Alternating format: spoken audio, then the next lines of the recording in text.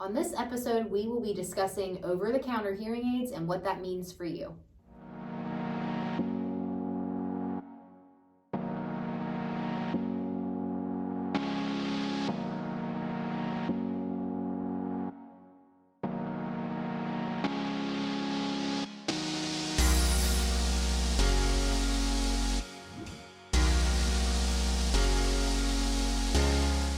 Hey everybody, I'm Dr. Michael Squires. And I'm Dr. Carly Squires. And this is Dr. Squires Squared.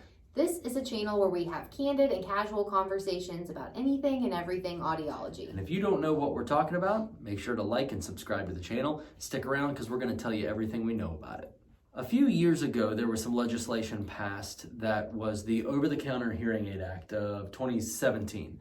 And the Over-the-Counter Hearing Act, the main point of that act was to create more competition in the landscaping of hearing healthcare because of the perception of the expense of hearing aids.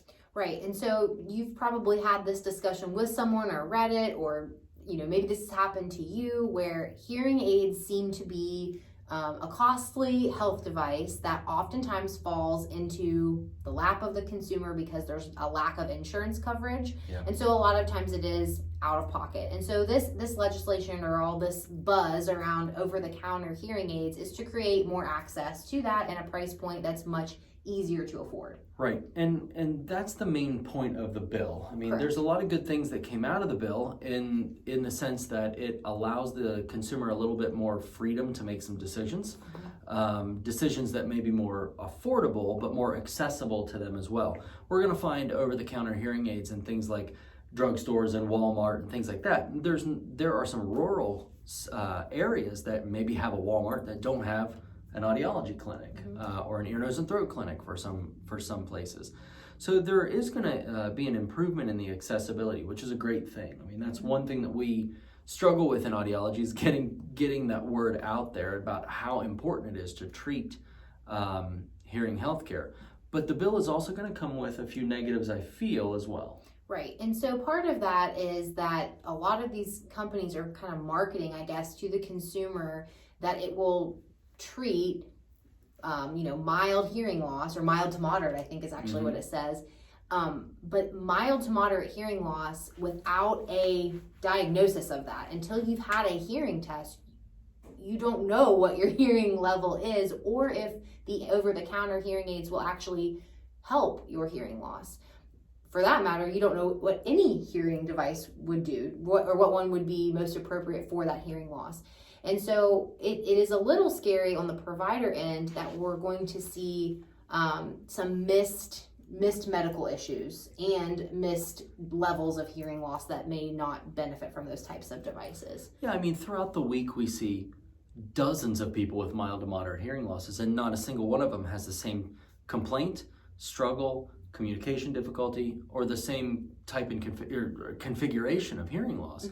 I mean, everybody is different. I mean, to a certain extent, hearing is a bit like a thumbprint. I mean, everybody's completely different in how they perceive that. As an example, two people can have the exact same hearing loss. One can perceive difficulty and one can feel like there's nothing wrong at all. So, it's not going to be quite the same thing as like cheater glasses or something like that. And the devices themselves are not going to be the same caliber of device as like a prescription hearing aid would be. Correct. And then the other side of that is every day, all day, we see people coming in with the report of hearing loss. We do a full exam and find some underlying issue that needs to be then referred to an ear, nose, and throat physician or back to their primary care physician, basically warranting medical treatment for that hearing loss. And without that exam, there's no way to know what that diagnosis is, or if a hearing device is even appropriate for you. There might be other forms of treatment that would be better, for that particular hearing loss. The moral of the story is that medical issues should start and end with a provider. What you do in the meantime there in the hearing world, if it's appropriate, that provider should let you know. Ask that person, would an over-the-counter hearing aid be appropriate for my hearing loss at this point in my journey?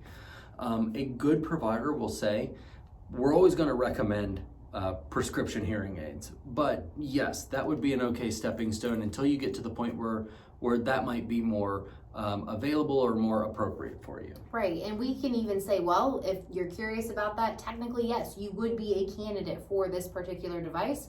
And if you feel you'd rather give that a try as a starting point, do that. I actually had a patient within the last year at some point now that was kind of in that boat. And this person had a mild flat hearing loss, and it really was just a matter of, we just need some volume. That was really what we needed in this particular situation. We had talked a lot about different devices, and ultimately this person decided to get something online, so over the counter. But what we did was she got those devices, brought them into the office, and we were able to run some different measures to make sure that they are addressing her specific needs. And in this case, they were. Mm-hmm. There were some nuances because they're not custom, so they were a little large looking, like, visibly in the ear. But again, they were actually meeting targets or what we look at in terms of, are we getting where we need to be with that amplification? That was all there. But this person actually took the steps to make that happen and make sure that this was an appropriate option for her, and it worked out pretty well. And you as the provider are able to show that patient that they're doing what they're supposed to be doing. On the other side, you would be able to tell her if they're not doing what they're supposed to be doing. Correct. So, don't be afraid to have that conversation with the provider as long as you trust your provider, because we as the provider should be the one helping you through. Like I said, the medical process should start and end with providers' help, rather than starting on the internet and ending in your desk drawer. That doesn't help anybody. Right. And in this particular case, actually, we made sure that the devices and the patient came in during the trial period. There's always a trial period, or I shouldn't say always, I don't know that. Or a return Typically, period or something. some sort of return period. And so this person wanted to have everything evaluated to be sure they were working before she kind of closed that window where she could return them. And before you're stuck with the cost of those devices, these over-the-counter hearing aids are not going to be, the good ones are not going to be, $29.99. No. You're talking still several $100s. Yeah. But you've got big name players there. You're going to have, things, over-the-counter hearing aids made by Bose and Apple and Samsung at some point, I'm sure. And, it's, again, going to be a very different technology. It's not going probably to be using wide dynamic range compression like prescriptive methods are using and things like that. But it's going to provide amplification. And for some people, it's going to be a great option.